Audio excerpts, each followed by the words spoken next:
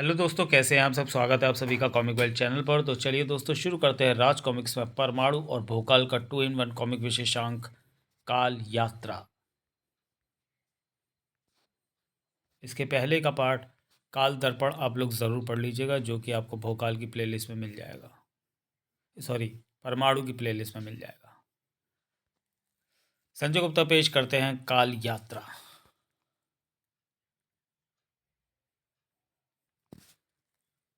एक समय की बात है। आलोप नामक एक परा अपने माता पिता के साथ परिलोक में रहा करता था। सारे परिलोक में चारों ओर सुख शांति का वातावरण था। एक दिन कुछ दुष्ट राक्षसों ने परिलोक पर आक्रमण कर दिया। शांति प्रिय परिलोक के परी और परों को युद्ध का कोई अनुभव नहीं था। उन्होंने कभी भी कोई भी हथियार नहीं उठाया था। यही कारण था कि परिलोक के निवासी राक्षसों के उस आक्रमण का सामना न कर पाए। दुष्ट राक्षसों ने सारे परिलोक में त्राही त्राही मचा दी। उन राक्षसों के सामने जो भी आया, उन्होंने उसे मौत के घाट उतार दिया। आलोप के माता पिता भी राक्षसों के इस कहर का शिकार हो गए। आलोप ने जब यह दृश्य देखा तो उसका हृदय चित्कार कर उठा और वह परिलोक के विनाश के उत्तरदायी और अपने माता पिता के हत्यारों की खोज के लिए अपने महागुरु की शक्तियों को लेकर साधारण परे से बन गया भोकाल। अपने महागुरु की चमत्कारी ढाल, प्रलंकारी तलवार और विध्वंसकारी शारीरिक शक्तियों के बल पर भोकाल ने उन हत्यारे राक्षसों को पृथ्वी पर स्थित तिलिस्मी ओलंपाक में खोज निकाला और उन्हें समाप्त करके अपना बदला ले लिया। लेकिन उन राक्षसों को समाप्त करते करते भोकाल को विकासनगर राज्य, उसके राज परिवार और उसकी प्रजा से इतना मोह हो गया कि उसने सदा के लिए विकासनगर में रहने और उसकी रक्षा करने का वचन ले लिया। अपने वचन को निभाने के लिए भोकाल सदा कृत संकल्प रहा और मात्र विकासनगर ही नहीं बल्कि पूरी पृथ्वी से मानवता के भक्षकों का नाश करके वह पृथ्वी का सबसे बड़ा महाबली कहलाया। भोकाल ने बड़ी बड़ी शैतानी शक्तियों को अपनी तलवार की धार से नष्ट तो किया ही था। बड़े बड़े दिमाग के धनियों को अपनी बुद्धि की धार से मात भी दी थी। हमें भूतकाल के अद्भुत योद्धा भोकाल के कार्यों से प्रेरित होकर अपने में अदम्य साहस भरने की और हर परिस्थिति का डट कर सामना करके मानवता की रक्षा करने की प्रेरणा लेनी चाहिए। बिल्कुल लेनी चाहिए।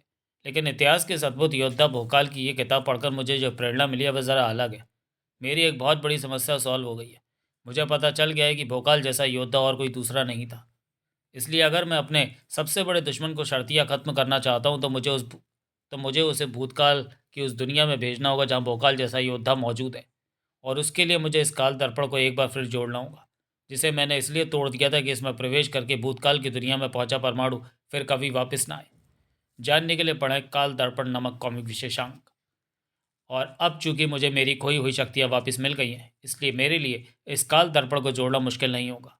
अब मैं इसमें ऐसी शक्ति डालता हूँ जिसकी वजह से परमाणु भूतकाल में भोकाल की दुनिया में पहुंच जाए। मैंने अपना काम कर दिया। अब मैं चलूँ अपनी ताकत से सारी दुनिया को अपने कदमों में झुका देने के लिए।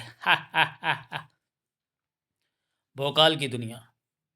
और अपनी उस दुनिया को बचाने के लिए भोकाल पूरे जी जान से जुटा हुआ था। हा हा हा। मेरी बुद्धि के जाल में फंसकर इस बार सहस्त्रा नामक जो संकट तुझ तक पहुंचा है भोकाल, उससे तू किसी भी दशा में नहीं बच सकता। सहस्त्रा के सहस्त्र अस्त्र तुझे जीवित नहीं छोड़ेंगे। इन अस्त्रों ने तुझे बेबस तो कर ही दिया है, अब ये तुझे बींद भी डालेंगे। सपने मत दे गुणीक। तेरे इस सहस्त्रा के सहस्त्र अस्त्र मुझे कुछ क्षणों के लिए विचलित तो कर सकते हैं, परंतु समाप्त नहीं कर सकते, क्योंकि मेरे शरीर में समाये हुए मेरे महागुरु भोकाल, जो मुझे प्रदान करते हैं किसी भी अस्त्र को रोकने वाली चमत्कारी ढाल, किसी का भी सामना करने वाली अद्भुत शक्ति और किसी भी पापी का संहार कर देने वाली यह प्रलंकारी तलवार, जिसमें समाई हुई यह विध्वंसकारी ज्वाला शक्ति। ज्वाला शक्ति के उस प्रचंड प्रहार ने उन सहस्त्र अस्त्रों का भी नाश किया और उन्हें फेंकने वाले सहस्त्रा का भी। आ! गुड़ीक के हाथों के तोते उड़ गए। भोकाल को मटिया मीट करने की मेरी ये योजना भी विफल हो गई। अब एक क्षण के लिए भी मेरा यहाँ ठहरना उचित नहीं। इस तरह कहाँ भागा जा रहा है गुड़ीक? अपने किए पापों का हिसाब तो करता जा। तू तू मुझे मारेगा? तुझे मालूम है ना भोकाल कि मैं ब्राह्मण हूँ, और ब्राह्मण को मारना घोर पाप है। मुझे सब मालूम है गुड़ीक, इसलिए तुझे तेरे पापों का दंड देने के लिए मैं तुझे मारूंगा नहीं, बल्कि बंदी बनाकर बंदी गृह में डाल दूंगा, ताकि तू फिर कभी अपने शैतानी और षड्यंत्रकारी दिमाग के बल पर मेरा और विकास नगर का हित करने का कोई षड्यंत्र न रच पाए। नहीं, तुम ऐसा नहीं कर सकते। मैं ऐसा ही करने जा रहा हूँ। ओ, ये पीछे आवाज़ कैसी? ज़्ज़। अचानक पीछे गूंजी उस आवाज़ पर भोकाल चौंका, लेकिन मैं संभल पाता उससे पहले ही बड़ाक! उफ! आ! आई! भोकाल के ठीक पैरों के नीचे हुए इस भीषण धमाके ने वातावरण के साथ साथ भोकाल के मस्तिष्क को भी हिला डाला। उस भीषण विस्फोट से घायल हो चुके भोकाल को संभलने में कुछ समय लगा। ओह! एक पीतांबर और हरे वस्त्रों वाला कोई व्यक्ति या दैत्य किसी विध्वंसकारी शक्ति के साथ विद्युत की गति से उड़ता आया और शक्ति के साथ मेरे पास आकर धरा से टकरा गया। अगर मैंने सही समय पर स्वयं को पूरी तरह ढाल के पीछे न कर लिया होता तो शक्ति ने मेरे चीथड़े उड़ा दिए होते। कौन था वह पीतांबर और हरे वस्त्रों वाला वह व्यक्ति जो एक अत्यंत प्रलंकारी शक्ति को लेकर यहाँ पहुंचा था? और अब कहाँ गया वह? वह तो कहीं भी दिखाई नहीं दे रहा। अरे, गुणीक भी कहीं दिखाई नहीं दे रहा। उस व्यक्ति के साथ वह भी गायब है। ओह, समझ गया। वह व्यक्ति वास्तव में सहस्त्रा की तरह गुड़ीक के इशारे पर नाचने वाला कोई शैतान था, जो अपने किसी घातक हथियार के साथ मुझे समाप्त कर गुड़ीक को यहाँ से ले जाने आया था। और अपने आधे उद्देश्य में वह सफल भी हो गया। वह गुड़ीक को मुझसे बचाकर ले गया। वैसे गुड़ीक को मुझसे बचाकर ले जाने वाला अपने साथ जो हथियार लेकर आया था वह था बड़ा ही विध्वंसकारी, और उसका प्रमाण है इस हथियार की ज़मीन से टकराने से बना यह गहरा गड्ढा। भोकाल का सोचना गलत था। पीले और हरे कपड़े वाला गुड़ीक को नहीं ले गया था, बल्कि गुड़ीक उसे ले गया था। भोकाल जैसे ही मुझे बंदी बनाने के लिए बढ़ा, वैसे ही ये रहस्यमय व्यक्ति पता नहीं कहाँ से अपने साथ कोई अद्भुत शक्ति लेकर ठीक भोकाल के पास धरा से अटक रहा है। इसके अस्त्र के कारण हुए विस्फोट ने भोकाल को तिनके की तरह उछाल दिया। मैं वहाँ से थोड़ी दूर था, इसलिए मैं उस विस्फोट से ज़्यादा घायल नहीं हुआ। और अवसर देखकर मैं उस व्यक्ति को वहाँ से लेकर भाग खड़ा हुआ, जो उस विस्फोट के कारण बुरी तरह घायल अचेत हो गया था। इस व्यक्ति में इतनी शक्ति है कि यह एक नहीं सैकड़ों भोकालों को पछाड़ सकता है। परंतु सबसे महत्वपूर्ण प्रश्न है कि यह है कौन और कहाँ से आया है। मेरे इन प्रश्नों का उत्तर यही देगा, क्योंकि इसकी चेतना वापस लौट रही है। चेतना वापस लौटते ही परमाणु उछल कर उठ बैठा। मैं कहाँ हूँ और आप कौन हैं? तुम इस समय महाभारत काल से कुछ ही वर्षों के काल में हो मित्र, और मैं गुणीक हूँ, तुम्हारा मित्र। मैं तुम्हें साक्षात मृत्यु से बचाकर यहाँ लाया हूँ। महाभारत काल? ओह, इसका मतलब ये लगभग 5,000 साल बाद भूतकाल की दुनिया है, और मुझे इस दुनिया में काल दर्पण की सहायता से इतिहास ने पहुँचाया। ओह, तो तुम भविष्य की दुनिया से संसार में आए हो। परंतु ये इतिहास कौन है जिसने तुम्हें संसार में भेज दिया? इतिहास हमारे काल की दुनिया को अपने पाप और शैतानी इरादे के बल पर अपने कदमों में झुकाना चाहता है, और चूंकि मैं उसकी राह का सबसे बड़ा रोड़ा था, इसलिए उसने मुझे अपने षड्यंत्रों के जाल में फंसाकर अद्भुत काल दर्पण की सहायता से भूतकाल की इस दुनिया में पहुंचा दिया। ओह, यानी तुम अपने काल के पृथ्वी के रक्षक हो। धन्य हो तुम, जो मानवता की रक्षा के लिए यहाँ तक आ पहुँचे। जबकि एक हमारे काल का रक्षक है, उसके कार किसी भक्षक से भी अधिक घिनौने। किसकी बात कर रहे हो तुम? भोकाल की। भोकाल? कहीं तुम उस भोकाल की बात तो नहीं कर रहे जिसके बारे में इतिहास की किताबों में लिखा है कि हमेशा सत्य और न्याय की रक्षा में लगा रहता था? भोकाल से संबंधित तुमने जो इतिहास पढ़ा है वह सत्य है। उस इतिहास का उन्हीं लोगों ने लिखा है जो या तो भोकाल के चाटुकार हैं, या फिर उसकी तलवार के साय के नीचे कार्य करते हैं। और फिर इस काल में भला कितने किसमें इतना साहस है कि वो भोकाल के विरुद्ध लिख सके? अब तक जिसने भी ऐसा करने का प्रयत्न किया, उसकी गर्दन उसके धड़ पर नहीं, धरा पर पड़ी नजर आई है। ऐसा कैसे हो सकता है? कोई भी इतिहास प्रामाणिक तथ्यों को लेकर ही लिखा जाता है। सही कहा तुमने। परंतु भोकाल से संबंधित इतिहास में वही लिखा गया है जो भोकाल और उसकी तलवार ने प्रमाणित किया। और तुम मेरी बात की सत्यता अपनी आंखों से देख सकते हो, क्योंकि संयोग से तुम उस काल में हो जो भोकाल के प्रकोप से त्राही त्राही कर रहा है। हालांकि मुझे पता नहीं कि मैं भविष्य की दुनिया में वापस कैसे जाऊंगा, लेकिन वापस लौटने से पहले मैं भोकाल की सच्चाई अपने आंखों से देखना चाहूँगा, ताकि मैं उसे उसके कर्मों की सज़ा देकर उस भविष्य को सुधार सकूं जिसका इतिहास बिगड़ा हुआ है। मैं तुम्हें भोकाल का कहर दिखाने ले चलूंगा मित्र, परंतु इसके लिए तुम्हें थोड़ी प्रतीक्षा करनी होगी, क्योंकि कुछ करने से पहले मैं तुम्हारे घायल शरीर का उपचार करवाना अपना कर्तव्य समझता हूँ।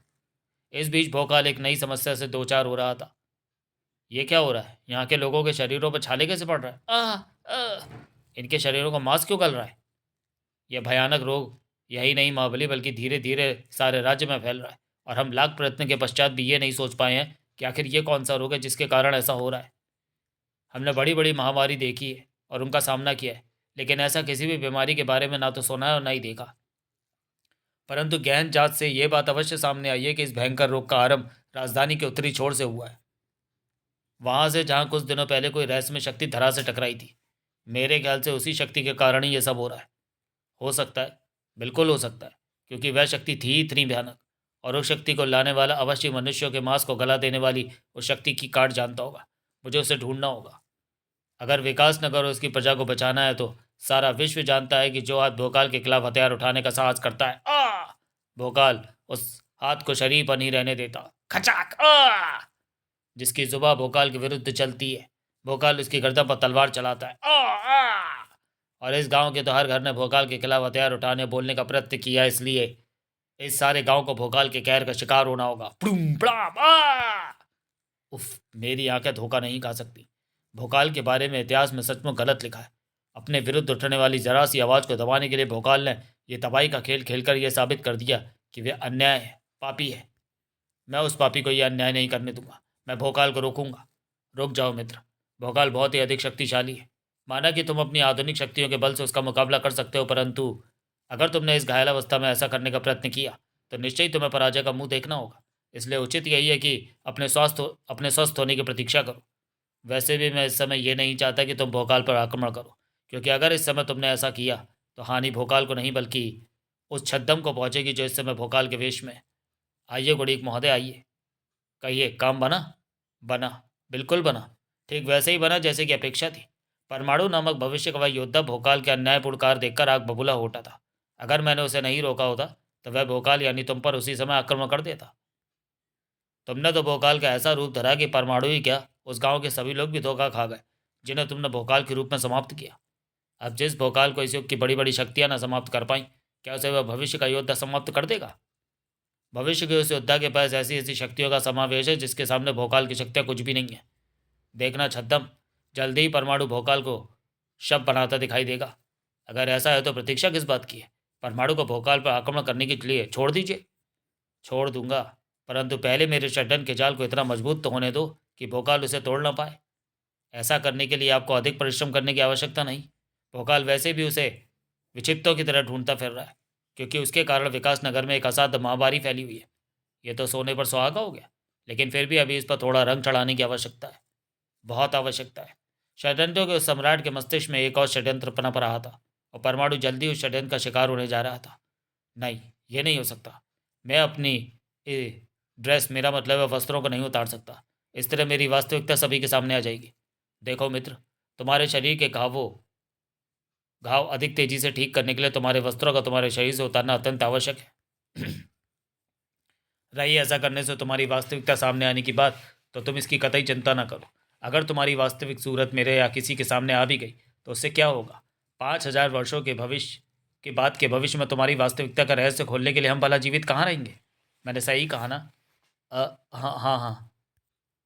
गुड़ीक के तर्क ने परमाणु को संतुष्ट कर दिया था, इसलिए परमाणु ने तुरंत ही अपनी ड्रेस उतार दी। धन्यवाद, मैं तुम्हारी पोशाक को यहाँ सुरक्षित रख देता हूँ और तुम्हारे घावों पर लगाता हूँ यह चमत्कारी औषधि जो तुम्हें कुछ ही समय में चंगा कर देगी। घावों को शीघ्र भरने के साथ साथ इस औषधि में एक गुण और भी है, ये तीव्र निंद्रा लाती है। जिसके भी घाव पर यह लगती है वह स्वयं को निंद्रा देवी की गोद में पहुँचने से नहीं रोक पाता। ये भी नहीं रोक पाया। अब मेरे पास समय है कि मैं इसकी पोशाक को उठाऊँ और इन्हें छद्दम को सौंप कर कहूँ कि तुम्हें इस पोशाक को पहनकर परमाणु बनना है। इसे पहनकर मैं क्या करूँगा? वही जो मैं तुम्हें समझाऊँ, जल्दी। ब्रूम ब्रूम। हम तो पहले ही मुसीबत के मारे हैं, फिर हम पर ये कौन सी नई मुसीबत आन पड़ी है? ब्रूम ब्रूम। परमाणु है इस मुसीबत का नाम, जो तुम पर टूटने के लिए भविष्य से आई है। पहले भी तुम सब मेरी शक्ति के प्रकोप से त्रस्त त्राई त्राई कर रहे हो, अब तो और भी अधिक तड़पो कि उफ, फड़ाक। अब ऐसा नहीं होगा, क्योंकि अब मेरे रूप में साक्षात मृत्यु तेरे सामने है। भोकाल, तू आ गया? हाँ, मैं आ गया तेरी मौत बनकर। तू मेरा कुछ नहीं बिगाड़ पाएगा भोकाल, क्योंकि अगर तू आ गया है तो मैं यहाँ नहीं ठहरूंगा। ओह, वह तो अपने शरीर को कड़ों में बदल कर यहाँ से भाग रहा है, और मेरी विडंबना है कि मैं इसे पकड़ भी नहीं सकता। भोकाल हाथ मलता ही रह गया और उसके सामने से कड़ों में बदल कर गायब हो गया वह परमाणु, जो परमाणु था ही नहीं। आ गए अपना कार्य पूरा करके? हाँ, अब जल्दी से ये पोशाक उतारो, इसकी निंद्रा कभी भी टूट सकती है। भविष्य के आधुनिक विज्ञान के आधार पर बनी ये पोशाक तो बहुत ही चमत्कारी और विध्वंसक है। क्यों ना हम इसे अपने पास रख लें और इसके बल पर योद्धा बने। भविष्य के उस व्यक्ति का वध करके इस पोशाक के बल पर हम ही भोकाल को समाप्त कर दें। नहीं, ये पोशाक ऐसे आधुनिक विज्ञान से भरी हुई है जिसके बारे में हम काला अक्षर भी नहीं जानते, इसलिए पोशाक हमारे लिए घातक भी हो सकती है। वैसे भी इस पोशाक में और क्या क्या शक्तियाँ हैं और वे कैसे कैसे कार्य करती है, मात्र भविष्य का ये योद्धा ही जानता है। इसलिए ये पोशाक इसी के पास ही रहे और ये वही करे जो हम चाहते हैं, यही इच्छा है। मान लो इसने हमारा कार्य कर दिया, तो क्या आप इसे वापस लौट जाने देंगे? यह इस काल से अब कभी नहीं जा पाएगा। अब तो इसे सदा के लिए यहीं रहना और मेरा दास बनकर मेरे लिए कार्य करना है। इसकी निंदा टूट रही है, तुम जाओ यहाँ से। नींद से जागा बिना हैरान था। तुमने मेरे शरीर पर जिस औषधि का लेप लगाया था उसने तो कमाल कर दिया, मेरे सारे घावों को कुछ ही घंटों में ठीक कर दिया। अब तुम सही हो चुके हो मित्र, अब समय आ गया है कि तुम इस काल को एक अत्याचारी के आतंक से मुक्ति दिलाओ। हाँ, अब समय आ गया है कि मैं अपनी ड्रेस को दोबारा पहनूं और भोकाल नामक शैतान को खत्म करके अपने इतिहास को सुधारूं और अपने काल में वापस लौटने का रास्ता ढूंढकर अपनी उस दुनिया को देखूं जिसे इतिहास नामक शैतान अपने कदमों में झुकाने में जुटा होगा। भूतकाल में भी परमाणु को अपनी भविष्य की जिस दुनिया की चिंता थी, उसे तो इतिहास अपने कदमों में झुकाने में जुटा हुआ था। इस देश का सारा निज़ाम इस जगह पर चलता है। यही मौजूद होते हैं वो सारे नुमाइंदे जो सारे देश को अपनी उंगलियों के इशारे पर नचाते हैं। अब इन सबको मेरे इशारे पर नाचना होगा, क्योंकि इस जगह पर मैं कब्जा करने जा रहा हूँ। रुको, तुम बिना पास के अंदर नहीं घुस सकते। क्या तुम्हारे पास पास है? हाँ है। इस निंजा वीडियो गेम के रूप में इतिहास की अद्भुत ताकत से जिंदा होकर सैकड़ों निंजा लड़ाके कमांडोज के सामने थे। ओ ये क्या जादू! Sai sir Sai Sai sir. कुछ भी हो, गोलियां चलाओ इन पर। ज़रूर चलाओ, अगर अपनी गन्नें संभाल पाओ और उन्हें अपने हाथों में रख पाओ तो। खटाक खटाक उफ! भागो! ज़रूर भागो, अगर तुम्हारे पाँव भागने लायक रहे तो। आ! और अपनी गर्दनों को अपने धड़ों पर सलामत रख पाओ तो। खचाक! आ! हेलो हेलो, आर्मी हेडक्वार्टर, हम यहाँ मौजूद मुसीबत से नहीं निपट सकते, यहाँ आर्मी भेजो। बेवकूफ़, तू यहाँ आर्मी बुलाने की बात कर रहा है? वे यहाँ नहीं आने वाले। वे तो खुद अपने हेडक्वार्टर को बचाने में लगे हुए हैं, मेरी उस वॉर गेम से। जो जिंदा होगा उन पर कहर बरसा रही है। उफ, पाकिस्तानियों ने हमला कर दिया क्या? नहीं, इनके निशाने उनकी वेशभूषा बता रही है कि ये पाकिस्तान के नहीं बल्कि नाजी सैनिक है। ब्रूम ब्रूम चुम चुम। ये 85 साल पुरानी सेना हम पर हमला करने का कहाँ से आ गई? कहीं से भी आई है, लेकिन ये आई हमें तहस नहस करने हैं और हम तैयार भी नहीं हैं। ब्रूम ब्रूम चुम ब्रूम ब्रूम। इसलिए इस समय भागकर अपने आप को सुरक्षित करने की अक्लमंदी है। सभी भाग रहे थे, यहाँ भी और वहाँ, यहाँ भी। अब भला इतिहास को उसके लक्ष्य तक पहुँचने से कौन रोक सकता था? इतिहास का सामना अब कोई नहीं कर सकता। इस शहर की सरकार, पुलिस, गुंडे, बदमाश, शरीफ शहरी इतिहास की बात मानते हैं। इस शहर पर सिर्फ और सिर्फ इतिहास का राज चलता है। इतिहास इस शहर का बादशाह है, बेताज बादशाह। लेकिन इतना सब कुछ हासिल करने के बाद आज भी इस बात का दुख है कि मैं अपने सबसे बड़े दुश्मन परमाणु को अपने कदमों में नहीं झुका सका, उसकी लाश को अपनी आंखों से नहीं देख सका। परमाणु का मरा मुंह देखने का गम जिंदगी भर फांस बनकर मेरे सीने में फंसा रहेगा। एक मिनट, अगर मैं चाहूँ तो आसानी से इस फांस को अपने सीने से निकाल सकता हूँ, परमाणु की लाश को अपनी आंखों से देख सकता हूँ, और इसके लिए मुझे ज़्यादा कुछ करना भी नहीं पड़ेगा। सिर्फ भोकाल के उस काल में जाना होगा जहाँ मैंने परमाणु को भेजा है, और इस काल दर्पण के द्वारा मेरे लिए उस काल में जाना उतना ही आसान है जितना सचिन तेंदुलकर के लिए चौका मारना। इतिहास ने अपना उस काल का सफ़र शुरू कर दिया था जिसमें परमाणु था, भोकाल था, और दोनों एक दूसरे के आमने सामने थे।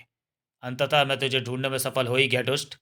मेरे रूप में तूने अपनी उस मौत को ढूंढा है शैतान, जो मेरे हाथों तुझे मिलने वाली है। धड़ाक!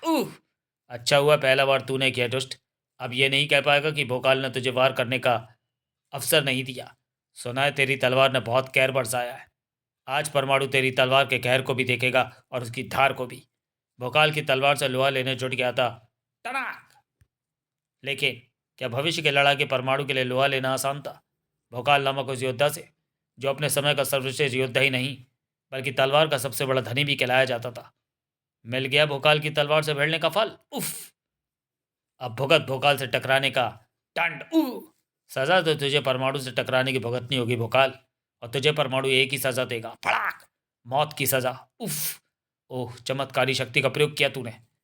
अच्छा नहीं किया, ये तूने अच्छा नहीं किया, क्योंकि जब भी मेरे सामने कोई अपनी विध्वंसकारी चमत्कारी शक्ति प्रयोग करता है तब मैं बन जाता हूँ प्रलंकारी भोकाल। अब तू भोकाल की तलवार की सही धार को परखेगा। अब तुझे भोकाल के वास्तविक कहर का ज्ञान होगा। उफ! इसने चमत्कारी नाम पुकार कर अपने हाथों में जो तलवार धारण की है वह एकदम निराली तलवार है। मुझे अपनी परमाणु रस्सियों को इस्तेमाल करके इसके हाथों से उस तलवार को छुड़ाना होगा। ओह! उसने तो अपनी तलवार से मेरी परमाणु रस्सियों को काट डाला। उफ! अगर मैं सही समय पर छोटा ना हुआ होता तो इस तलवार ने मुझे भी काट दिया होता। फड़ाक! ओह! तो तुझ में छोटा होकर बड़ा हो जाने की भी शक्ति है। अभी तेरी इस शक्ति को भस्म करेगी ज्वाला शक्ति। चिम चिम! ओह! इसने अपनी प्रलंकारी ज्वाला शक्ति का प्रयोग मुझ पर कर दिया। मुझे भी अपने परमाणु छल्लों से इसका मुंह तोड़ जवाब देना होगा। जैसे जैसे परमाणु और भोकाल की वह लड़ाई भयंकर होती जा रही थी, वैसे वैसे उस लड़ाई को रचने वाले गुणुक के ठहाके के बुलंद होते जा रहे थे। दोनों एक दूसरे के खून के प्यासे हो गए, और निश्चय ही इसमें परमाणु नामक वह भविष्य का योद्धा विजय हासिल करेगा, क्योंकि वह अपनी चमत्कारी आधुनिक शक्तियों का जमकर प्रयोग कर रहा है। अभी तो भोकाल भी कम नज़र नहीं आ रहा गुड़ीक महोदय। उसकी शक्तियाँ भी भविष्य को इस युद्ध के दांत खट्टे करती नजर आ रही हैं। विजय किसे मिलेगी ये तो आने वाला समय ही बताएगा। भोकाल और परमाणु को भिड़ाने वाले इस टकराव का भरपूर आनंद उठा रहे थे, जबकि उस टकराव को टालने की कोशिश करने वाले फड़ाक। भोकाल गुरु, रुक जाइए।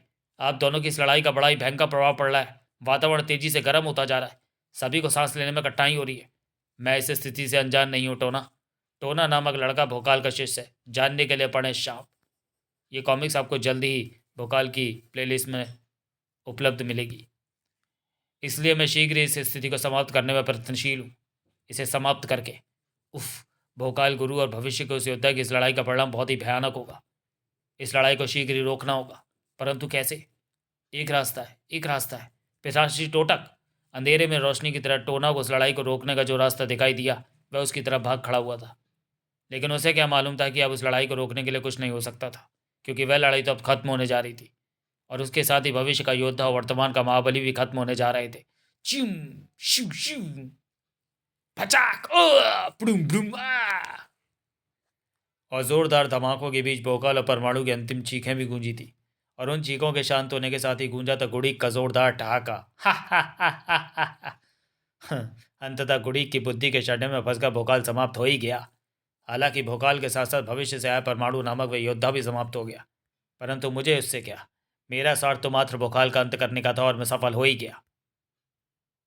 अब समय है मैं अपनी चोटी में गांठ लगाऊं और लगाऊं ऐसा ठहाका कि सारे संसार में मेरी विजय का घोष हो जाए। आओ! सिर्फ इस चोटी में गांठ लगाने के लिए तूने इतना बड़ा षड्यंत्र रचा, जिसमें इस काल की लाखों जिंदगी की जान पर बनाई। इस चोटी को जड़ से ही उखाड़ देना चाहिए। आओ परमाणु, तुम जीवित हो। मात्र परमाणु ही नहीं, मैं भी जीवित हूँ गुड़ीक महोदय। भोकाल, तुम भी, तुम दोनों जीवित हो। हम दोनों न मात्र जीवित है, बल्कि अब ये रहस्य भी जान चुके हैं कि तुमने शैतान छद्म की सहायता लेकर हम दोनों को भिड़वाने का षड्यंत्र रचा। ये सब कैसे हुआ? आपके इस प्रश्न का उत्तर मेरे पास है गुड़ीक महोदय, और आप तो जानते ही हैं कि मैं टोटक हूँ, जादू टोने का विशेषज्ञ। और ये बालक टोना मेरा पुत्र है, जो महाबली और भविष्य के इस योद्धा की लड़ाई को रोकने का प्रयास करने मेरे पास दौड़ा आया। मैंने जब ध्यान टोटक टोटके की मदद से सारी स्थिति के बारे में जाना, तो मुझे इन दोनों योद्धाओं की लड़ाई के पीछे आपका और छद्म का षड्यंत्र साफ नजर आया। इसके लिए मैंने तुरंत ही षड्यंत्र काट टोटके का प्रयोग किया। मेरे उस टोटके का प्रभाव जैसे ही यहाँ फैला, वैसे ही महाबली और भविष्य के इस योद्धा को आपका षड्यंत्र साफ दिखाई देने लगा, और आपको वह छद्म को वह दिखाई देने लगा जो आप देखना चाहते थे, और आप भोकाल और भविष्य के इस योद्धा की मृत्यु देखना चाहते थे। मेरे भ्रम टोटके के कारण ऐसा ही हुआ। उसने आपको इन दोनों की मृत्यु दिखाई, और आप प्रसन्नता से झूम उठे। इस बीच मैंने महाबली और भविष्य के इस योद्धा को आपके षड्यंत्र के बारे में रही सही बात भी समझा दी, और फिर ये दोनों आप पर और छद्म पर अपने कहर की वर्षा करने आ पहुंचे। ओह, माना मैंने ये सब षड्यंत्र रचा, लेकिन भविष्य का योद्धा अपने साथ विकास नगर तो तबाह करने वाली शक्ति तो लाया ही था, और शक्ति के कारण यहाँ एक भयानक महामारी तो फैली है। जिस शक्ति की तू बात कर रहा है गुड़ीक, हमारे समय में उसे परमाणु मिसाइल कहा जाता है। उस मिसाइल को इतिहास नामक शैतान ने इस काल में भेजा था। अगर मैं उसे रोकने न आया होता, तो उस मिसाइल ने अब तक सारे विकास नगर को समाप्त कर दिया होता। रही बात उसकी विकर्ण से विकास नगर में महामारी फैलने की, तो उस मिसाइल के फटने का इतना प्रभाव तो होना ही था, लेकिन अब वह भी नहीं रहेगा, क्योंकि यहाँ के वातावरण में जो भी परमाणु विकर्ण फैला हुआ था, मैंने उसे अपनी बेल्ट, मेरा मतलब है इस कमर पट्टी में लगे यंत्रों की सहायता से इसमें खींच लिया है। जो लोग इस विकर्ण से पीड़ित थे, अब वो जल्दी ही ठीक हो जाएंगे। गुड़ीक महोदय, अब अगर सारी कथा सुनी ली हो, तो अब बंदी गृह की तरफ चलें? अभी नहीं, अभी तो तुम सबको मुझसे मिलना बाकी है। इतिहास, तुम यहाँ? मेरे लिए काल तर्पण में दाखिल होकर यहाँ पहुँचना कोई मुश्किल काम नहीं था, और जानता है मैं समय की सीमा को पार करके यहाँ क्यों आया हूँ? तेरी इस समय की यात्रा को काल यात्रा में बदलने, तेरी लाश देखने। और इस काल में ये काम बिल्कुल भी मुश्किल नहीं, क्योंकि इस काल का इतिहास तो ऐसे सैकड़ों खलनायकों से भरा हुआ है, जो तुम्हें चुटकियों में लाश में बदल देगा। भोकाल और परमाणु बेहद तेजी से संभले। उफ, ये इतिहास ने क्या मुसीबत चिंता कर दी। तुम्हें इसकी चिंता करने की आवश्यकता नहीं है मित्र। अभी मैं इस मुसीबत के टुकड़े टुकड़े किए देता हूँ। इस शुभ काम में तो मैं भी तुम्हारे साथ दूंगा। भोकाल और परमाणु का प्रचंड सम्मिलित वार उस मुसीबत का बाल भी बाका नहीं कर पाया। हा हा हा हा हा। बेवकूफ़ हो तुम दोनों, जो तुम इसे खत्म करने की सोच रहे हो। अरे इसे तो देवता श्री कृष्ण खत्म नहीं कर पाए थे, इसके सामने तो उन्हें भी मैदान छोड़कर भागना पड़ा था। तुम कब तक इसके सामने ठहर पाओगे? तुम्हारा कोई भी टोटका इसका कुछ नहीं बिगाड़ सकता। वाह मित्र वाह, तुमने सही समय पर यहाँ आकर इनकी मृत्यु का प्रबंध कर दिया। इस तरह तुम्हारे साथ साथ हमारा कल्याण भी हो जाएगा। इस काल में रहने वाले आप जैसे महानुभाव भविष्य काल के हम जैसे इंसानों के आदर्श और पूर्वज हैं। मैं आपके किसी काम आ रहा हूँ, ये तो मेरा सौभाग्य है गुणिक महोदय। वाह, जवाब नहीं तुम्हारा। मेरी बड़ाई करना छोड़िए महानुभाव, और मेरे शत्रु परमाणु के साथ साथ अपने शत्रु भोकाल पर पड़ने वाली मुसीबत का आनंद लीजिए। उफ, ये तो हम पर अत्यंत घातक प्रहार करने लगा। आखिर ये ऐसी क्या मुसीबत है जिसे भगवान श्री कृष्ण भी नहीं मार पाए थे, और जिसके सामने उन जैसे शक्तिशाली देवता को भी मैदान छोड़कर भागना पड़ा था? काल यवन, मात्र काल यवन नामक एक ऐसे असुर थे जिसके सामने से श्री कृष्ण को मैदान छोड़कर भागना पड़ा था। ये वही काल यवन ही है, और इसे भगवान शंकर से वरदान मिला हुआ है कि ये किसी भी अस्त्र शस्त्र से नहीं मरेगा। और इसे ये शाप था कि अगर इसने किसी देवतुल्य मनुष्य की नींद में बाधा पहुंचाई तो उसकी नेत्र अग्नि उसे भस्म कर देगी। और उस शाप से यह भस्म हो भी गया था।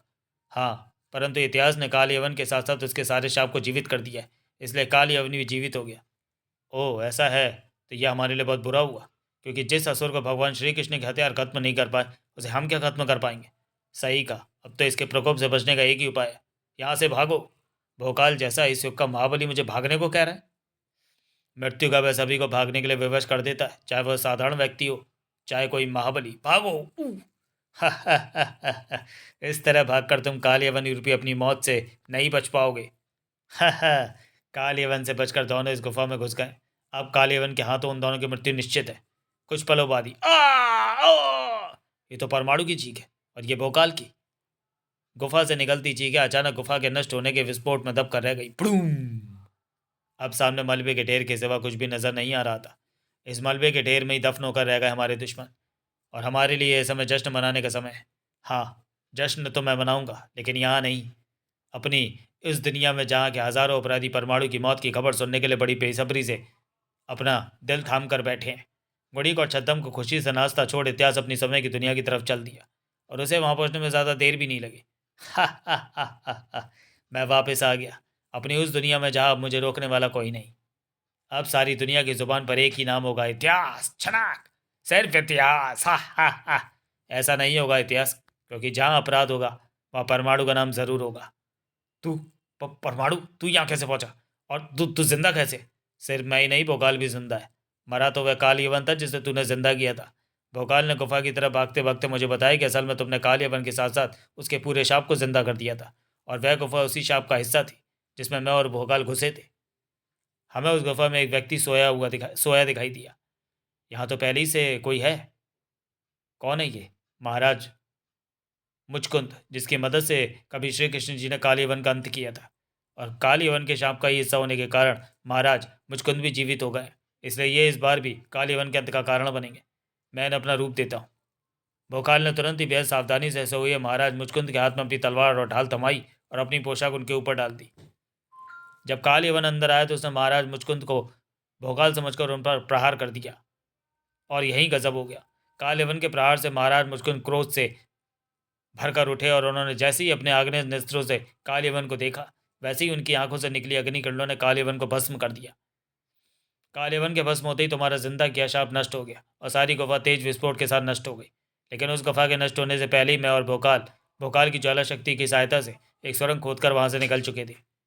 लेकिन इस समय हम इसलिए तुम्हारे सामने नहीं आए क्योंकि अगर हम उस समय सामने आ जाते तो मेरे लिए सूक्ष्म रूप धारण कर तेरी टोपी पर सवार होकर तेरे साथ इस काल में पहुंचना मुश्किल हो जाता। अब उधर भोकाल ने गुड़ी को छद्दम की धुनाई करके उन्हें अपने कारावास की जेल कोठरी में डाल दिया होगा। चल, मैं भी तुझे काला पानी जेल में तेरे लिए सुरक्षित बैरक में छोड़ा हूँ। इतिहास के चक्कर में मैं भोकाल जैसे महाबली से दोबारा मिलने की उस इच्छा को पूरी नहीं कर सका जो अब शायद ही पूरी हो। समाप्त। तो चलिए दोस्तों, वीडियो को यहीं समाप्त करते हैं और मिलते हैं भोकाल सीरीज के अगले कॉमिक विशेषांक काली दुनिया में। तब तक के लिए धन्यवाद।